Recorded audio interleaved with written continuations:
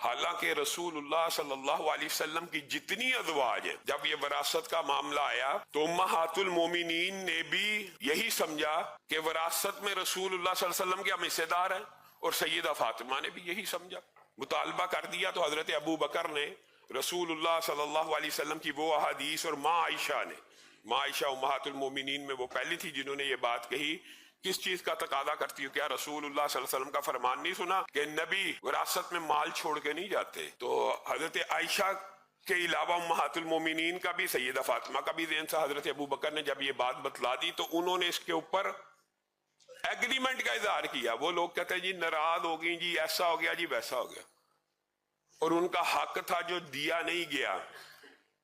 اب یہاں پہ بھی سیدنا علی کی ذات کو تان و تشنیع کا نشانہ بنایا تھا کہ خاموش رہے حکمت کے تحت۔